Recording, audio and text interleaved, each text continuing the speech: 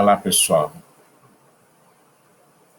Estamos de volta para mais uma live aqui do Prosebem, hoje com o tema Pensamento e Vontade.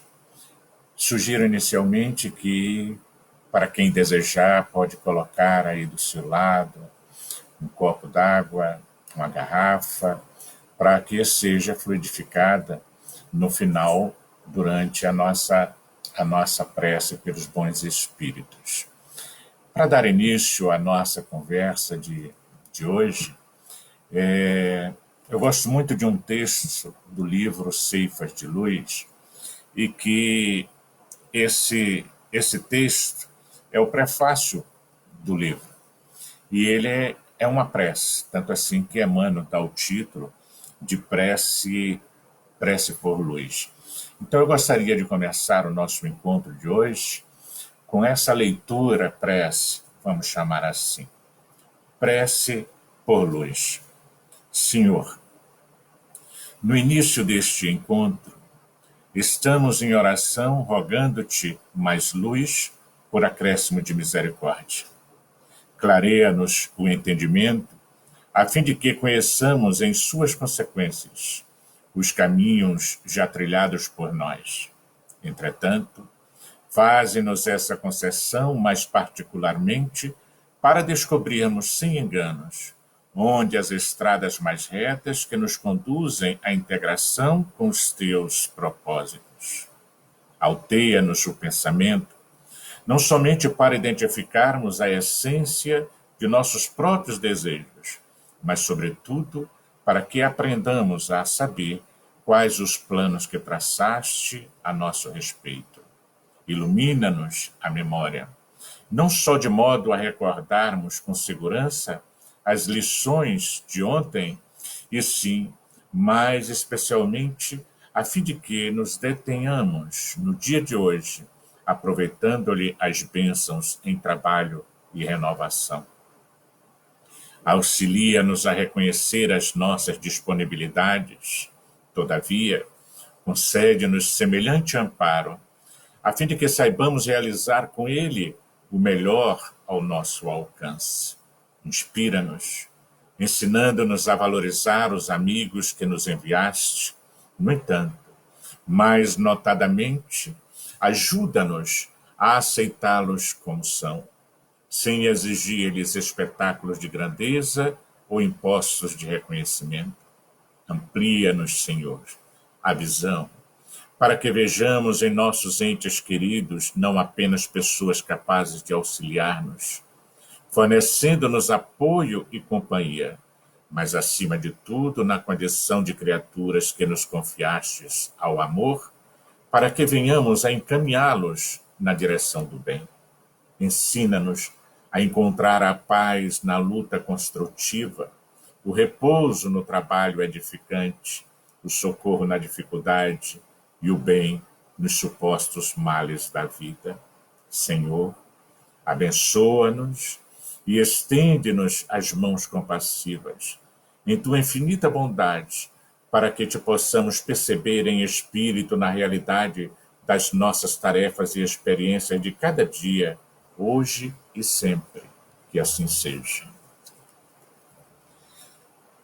Então, iniciando o nosso encontro de hoje, repetimos, com o tema Pensamento e Vontade.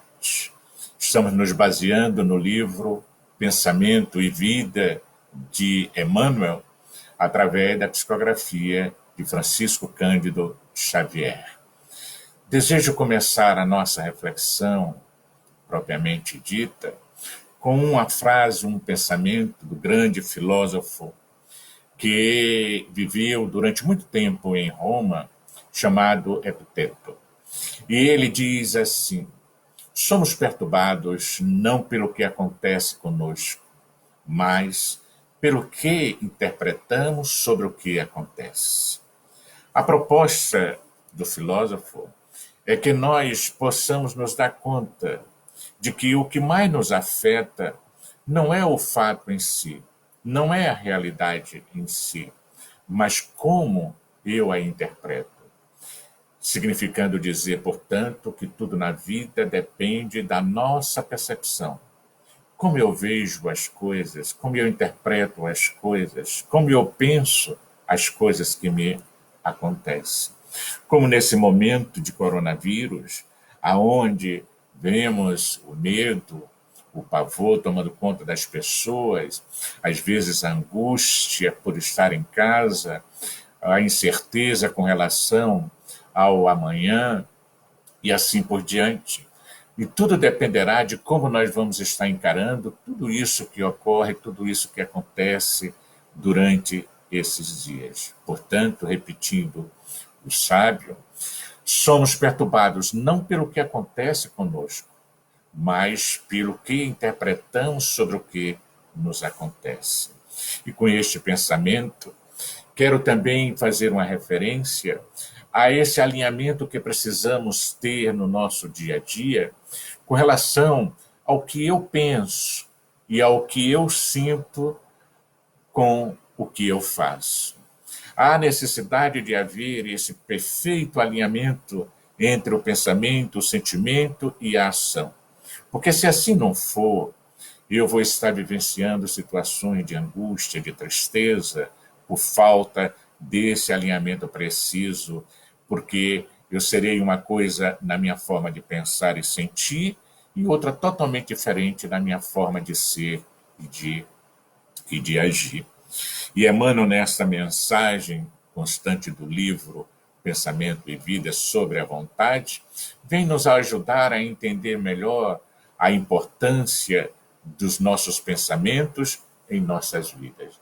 E aí poderíamos perguntar assim: qual é a essência do pensamento, da mensagem proposta pelo Espírito Emmanuel? E ele vai nos esclarecer que sobre como os pensamentos agem poderosamente, modelando as nossas vidas em cada dia que nós vivemos. E ele diz textualmente assim: somos hoje herdeiros positivos dos reflexos de nossas experiências de ontem, com recursos para alterar-lhes a direção à verdadeira felicidade. Vejamos então a proposta. Somos hoje, no presente, herdeiros positivos dos reflexos de nossas experiências. Somos herdeiros de nós mesmos, já que partimos do princípio, conforme nos ensina o Espiritismo, de que nós já tivemos outras vidas, outras reencarnações, e que nós hoje somos o resultado dessas reencarnações anteriores que nós já tivemos. E com os recursos que possuímos para alterar-lhes a direção à verdadeira felicidade. Então, nós, através do que nós apresentamos hoje, podemos, através do uso do pensamento e da vontade, estar constantemente alterando a direção das nossas energias para que possamos concretizar em nossas vidas a verdadeira felicidade. E aqui a gente lembra Jesus quando afirmava que a felicidade não é deste mundo. É lógico que o grande mestre referia-se à felicidade em termos absolutos, mas é possível entendermos que a felicidade relativa existe aqui e agora, e nós podemos desfrutá-la. E como crentes na imortalidade da alma, não podemos ficar alimentando aquele pensamento que eu acredito um tanto tolo de que a felicidade só virá na vida futura. Não, aqui e agora. O que precisamos definir, o que significa felicidade para nós, diante desse paradigma espírita que nós trazemos conosco. E é importante, para entendermos o significado de tudo isso, nós nos situarmos em alguns conceitos propostos pela doutrina espírita, entre eles, por exemplo, conforme está no Evangelho segundo o Espiritismo, no seu capítulo 27, capítulo Pedi e obtereis, quando ele diz assim: precisamos conceber mergulhados no fluido universal, que ocupa o espaço, todos os seres encarnados e desencarnados, tal qual nos achamos neste mundo, dentro da atmosfera. Ou seja, assim como nós vivemos mergulhados no oceano de oxigênio, vivemos também mergulhados no oceano de energias cósmicas. Vivemos mergulhados dentro desse fluido cósmico universal, que tem várias expressões peculiares, inclusive a cada globo, a cada mundo. E é aí, nesse mundo de energias, que nós vamos estar fazendo toda a movimentação do que nós pensamos e do que nós sentimos através da liberação de ondas mentais ou de matéria mental, como já deseja ou desejava o espírito André Luiz nas suas obras. Então, firmando este conceito, conforme a proposta da doutrina espírita, de que todos nós estamos mergulhados dentro de um oceano de energias onde nós influenciamos e somos influenciados. O segundo ponto é sobre a palavra mente. E a mente pode ser entendida como sendo aquele aparelho psíquico que se situa no nosso perispírito e que é responsável pela gama de fenômenos que atravessa o cérebro a caminho do espírito. Então, a mente é esse componente intermediário dentro da nossa estruturação de ser, onde nós enviamos para o espírito via perispírito e via também a nossa própria mente aquilo que é resultado das experiências aqui na reencarnação. E trazemos do espírito para o nosso cérebro, através também da mente, as impressões armazenadas na nossa memória integral. Um outro ponto a ser destacado é que a profusão de pensamentos que ocorre na nossa mente, elas interferem continuadamente sobre os nossos afetos, o nosso desejo e, consequentemente, também a nossa vontade.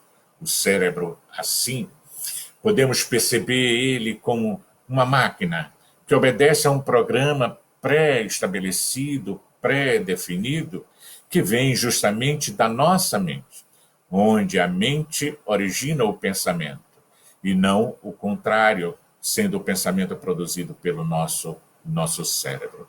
E a sua deficiência, ou seja, do cérebro, portanto, do campo físico propriamente dito, é uma disfunção e que não vai impedir o ato de o espírito continuar pensando, já que dentro da estrutura do ser proposta pelo espiritismo, nós somos espírito, corpo mental, perispírito, duplo etérico e corpo físico. Então, o cérebro, concluímos, não gera pensamento, tanto quanto não é responsável pelos fenômenos sutis da nossa mente. É apenas um órgão que vai servir de expressão a tudo aquilo que vem do nosso campo mental. E o pensamento? O pensamento, às vezes, parece ocorrer como uma fala dentro do nosso cérebro. Quantas vezes a gente diz assim que parece que tem uma outra pessoa falando dentro de nós? Às vezes é essa escuta que nós temos sobre nós mesmos, sobre o que nós pensamos naquele instante. Então, é uma emanação, poderíamos assim dizer, como já ensina em seu livro Psicologia do Espírito, Adenauer Novaes, que é uma expressão do espírito, o qual, utilizando-se da energia sutil proveniente do seu campo perispiritual, faz surgir, portanto, os pensamentos de que, inclusive, se nutre. E a vontade?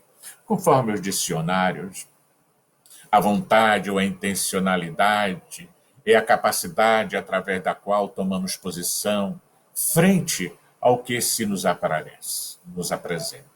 Então, diante de um fato, podemos desejá-lo ou rejeitá-lo. Podemos, diante de um pensamento, afirmá-lo ou negá-lo. Ou suspender até mesmo o nosso juízo sobre ele. Enquanto isso, a vontade é algo que pode ser definido como sendo essa energia que trazemos conosco e que nos conduz normalmente à ação.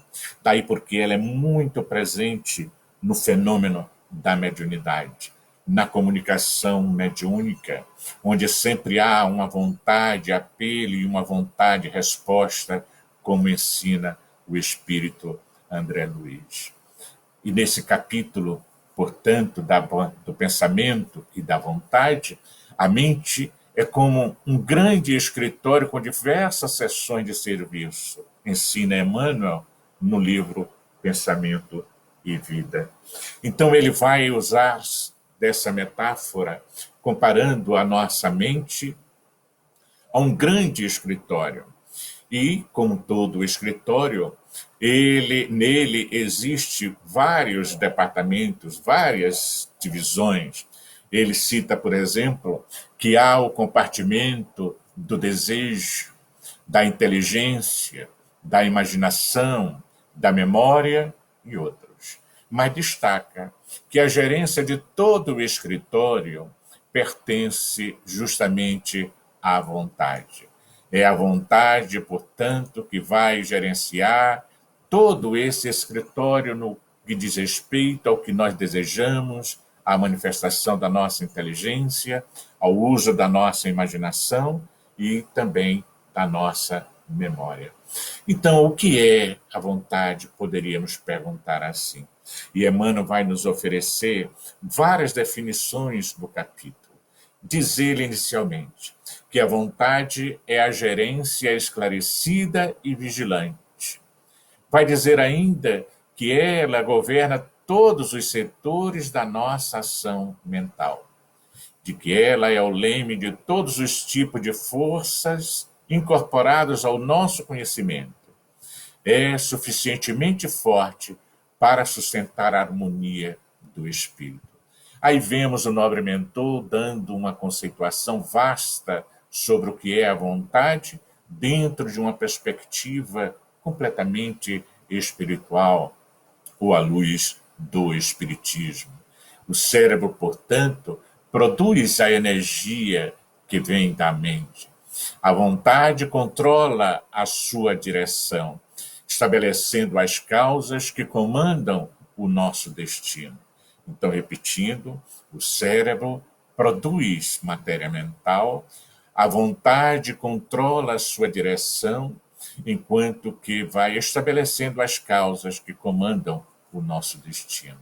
Portanto, é na vontade que nós vamos encontrar aquele recurso necessário à direção que nós vamos tomar na vida. Nela dispomos do botão poderoso que decide o movimento ou a inércia da máquina. É um botão, portanto, que, quando acionado, vai implicar em movimento ou inércia. Movimento significando vida, inércia aqui significando morte. Na verdade, nós vamos entender melhor essa questão, sobretudo quando a gente reflete na grande pergunta que Kardec faz aos espíritos nobres que lhe orientavam a codificação, na pergunta 919. O homem poderia sempre vencer as suas más tendências pelos seus esforços? Pergunta o mestre Leonês. E os espíritos lhe respondem, sim, e algumas vezes por fracos esforços. É a vontade que lhe falta. Ah, quão poucos dentre vós fazem esforços. É interessante observar como os espíritos chamam a nossa atenção de que, às vezes, as mudanças não ocorrem, não porque seja castigo divino, não porque seja simplesmente o karma, mas é porque não estamos empregando os esforços necessários para que essas mudanças aconteçam. E é preciso também entender essa dinâmica, porque para toda mudança há necessidade de um tempo. Sim, dizem os espíritos a Kardec. Algumas vezes, fracos são os nossos esforços, significando dizer que nos falta a vontade para que nós possamos operar, através do esforço necessário, as mudanças que queremos em nossas vidas. Então, respondendo à pergunta, o homem poderia sempre vencer suas más tendências? Ao invés deles dizerem que não, que é difícil, não, eles dizem de uma certa forma que é fácil. Basta a gente querer. E a gente lembra, por exemplo, as curas maravilhosas de Jesus no seu Evangelho. Que toda vez que alguém chegava para lhe pedir alguma ajuda para se libertar de um determinado mal físico, ele normalmente perguntava ao consulente: o que queres de mim? O que queres que eu te faça? Implicando a pergunta para aquele solicitante um mergulho dentro de si, para de fato afirmar em que direção está conduzindo a energia da sua vontade para a cura. Por isso, um grande engenheiro chamado George Meek publicou um livro, As Curas Paranormais. E ele vai escrever esse livro a partir de uma pesquisa feita em função de um questionamento que ele costumava fazer ao ver pessoas que foram curadas de uma forma paranormal, que algumas delas voltavam a adoecer, os mesmos males, outros. E ele se pergunta por quê? E ele vai identificar que muitas delas que voltavam a adoecer dos mesmos problemas é porque, no fundo, não queriam ficar curadas. Isso confirma, portanto, a afirmativa de Jesus quando questionava os consulentes que o buscavam o que eles queriam, assim como Emmanuel na atualidade e os espíritos que orientavam Kardec, de que tudo depende da nossa vontade. E é interessante observar que nas curas também do Evangelho, ao final delas serem realizadas, Jesus dizia para a pessoa: vai, porque a tua fé te curou. Em outras palavras, a vontade da pessoa alinhada com a fé que elas detinham na possibilidade de ele auxiliá-las. Assim, diz Emmanuel no estudo da obra citada, que no que diz respeito ao nosso desejo, que ele pode comprar ao engano aflitivos séculos de reparação e sofrimento. Em outras palavras, como diz aquele ditado popular, cuidado com o que você deseja, porque pode se concretizar. Então, o nosso desejo precisa ser bem pensado, porque a depender do que nós estamos desejando, nós poderemos ter uma breve satisfação, mas que vai amealhar para nós, em termos de futuro, graves sofrimentos. O próprio Emmanuel, ao tempo de Jesus, quando era o senador Públio Lentulus, vivenciou esse drama, porque ele desejou optar pelo poder de César do que seguir a Jesus. E ele teve que cumprir vários séculos de dores, de sofrimentos, para poder se tornar o mentor tão amado de hoje que nós conhecemos. Então, o desejo pode comprar ao engano aflitivos séculos de reparação e sofrimento. Repetimos. Quanto à inteligência, diz Emmanuel, pode aprisionar-se na enxovia da criminalidade. Ou seja, podemos, em função da inteligência que se tem, ficarmos aprisionados dentro da criminalidade. Basta dar uma olhada no mundo atual e vamos perceber a quantidade de pessoas com uma inteligência fantástica, mas que se encontram prisioneiras de si mesma, da agressividade, da violência e do crime. No quesito da imaginação, diz Emmanuel, pode gerar perigosos monstros na sombra. Quantas vezes utilizamos a nossa imaginação de uma forma doentia, não muito salutar? Quantas perturbações, às vezes, em função dessa imaginação dita como fértil, assim como ela pode também ser canalizada, direcionada para o bem, para a cura, para a saúde, como hoje uma prática muito comum nas terapias alternativas, a utilização da imaginação ativa ou das visualizações curativas. E no quesito da memória, afirma então Emmanuel, não obstante fiel à sua função de registradora, conforme a destinação que a natureza lhe assinala, pode cair em deplorável relaxamento. Tanto assim que a depender do uso que fazemos desses recursos, do desejo, da imaginação, da inteligência e da memória, podemos ser bem-aventurados, estarmos em paz, tranquilo e aprendendo sempre, ou aprendendo de uma forma mais dolorosa, sofrida, já que vamos estar de braços dados com a dor, com o problema, com o adoecimento.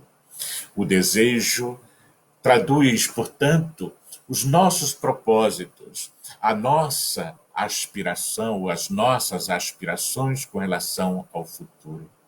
A nossa inteligência é trabalhada para que nós possamos ter o resultado, como vemos hoje, da evolução da cultura.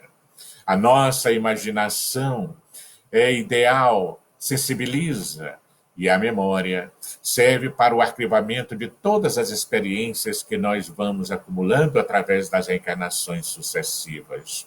Portanto, é no instinto que nós vamos ter a manutenção da nossa vida, assim como na aprendizagem constante, a base para o nosso processo de evolução. E a recompensa, diante do descontrole, pode nos levar ao adoecimento. Então, viver bem é saber administrar as próprias limitações.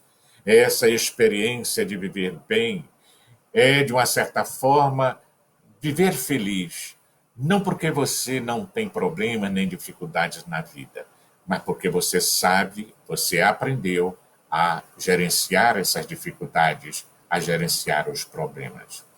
No livro Problema do Destino e da Dor, do espírita Leon Denis, no seu capítulo 20, destacamos que ele diz assim: se o homem conhecesse a extensão dos recursos que nele germinam, talvez ficasse deslumbrado e, em vez de se julgar fraco e temer o futuro, compreenderia a sua força, sentiria que ele próprio pode criar esse futuro, significando, portanto, dizer que nós somos responsáveis pelo futuro que nós desejamos.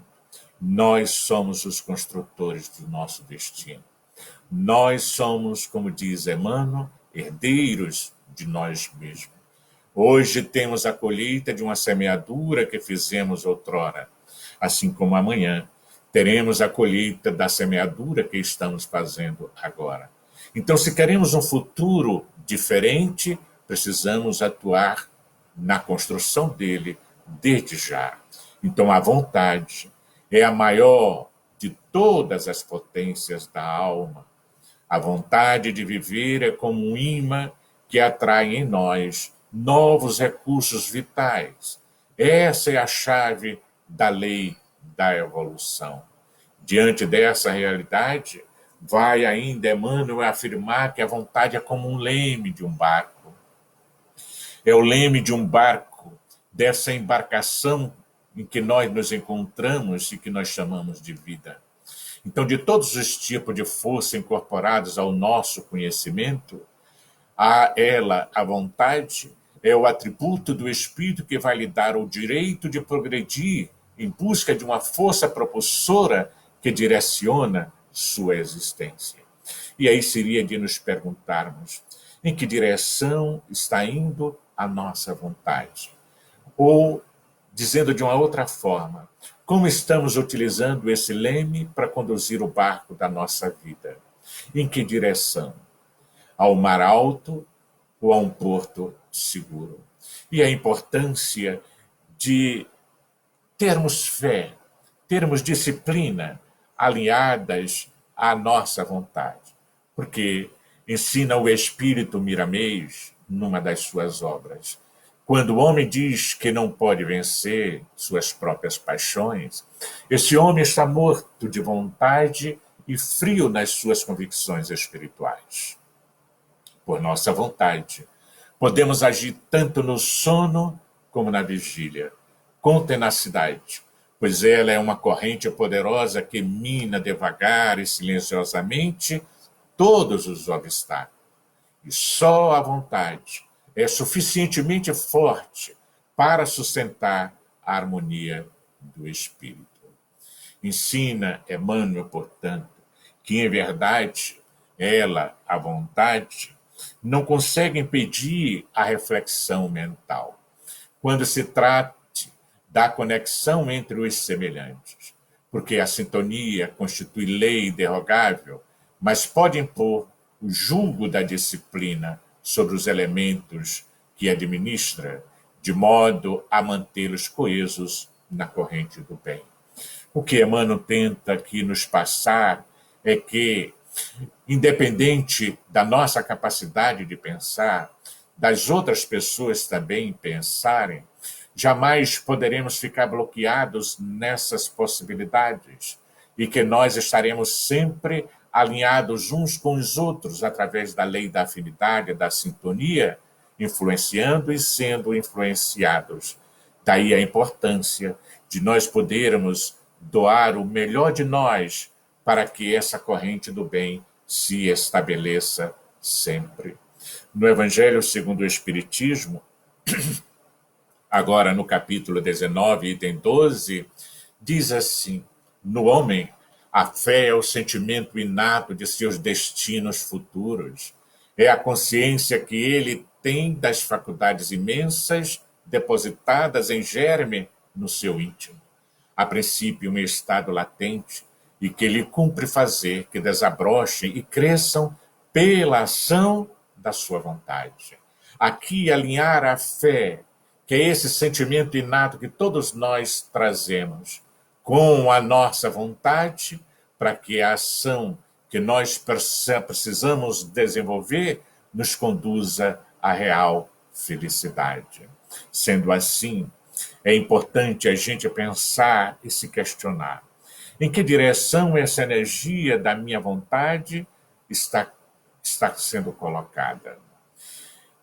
É como se nós buscássemos, neste momento, parar um pouco para pensar o que nós estamos pensando. Porque, como diz o Evangelho, onde estiver o vosso tesouro, aí estará o vosso coração. E aqui poderíamos perguntar assim: onde estão os nossos pensamentos? E aí vamos encontrar os nossos tesouros, porque somos o que nós pensamos, consequentemente o que nós sentimos, que vai resultar então no que nós seremos no nosso dia a dia. Dessa forma, ele nos auxilia a entender melhor que todos nós temos essa força motriz dentro dos nossos corações, com a capacidade de construir o destino melhor que todos nós almejamos. Vamos ficar por aqui nos nossos comentários e vamos convidar vocês agora para fazermos uma prece, finalizando o nosso encontro e abençoando essa água que, porventura, você tenha colocado aí do seu lado. Vamos então orar, vamos fazer uma prece juntos. Divino amigo Jesus, agradecidos estamos por esta oportunidade de partilha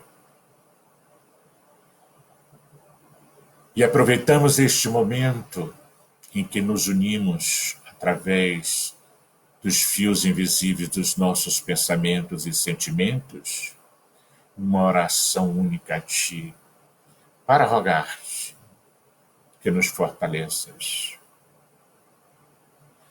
para que nos abençoes, para que realimentes e faça crescer dentro de nós a chama viva da fé e da esperança, para que nós possamos guardar a certeza em nós de que nessa grande nau que nós chamamos terra, continuas no leme, sabendo para onde conduzes este barco e que tudo tem uma razão de ser, mesmo que nós não compreendamos por agora.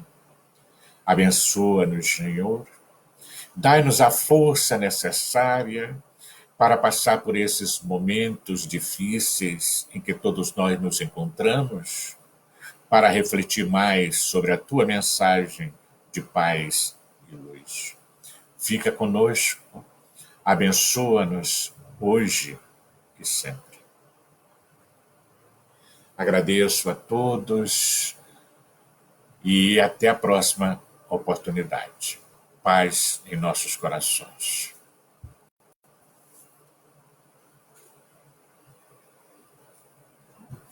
Apertando vermelho.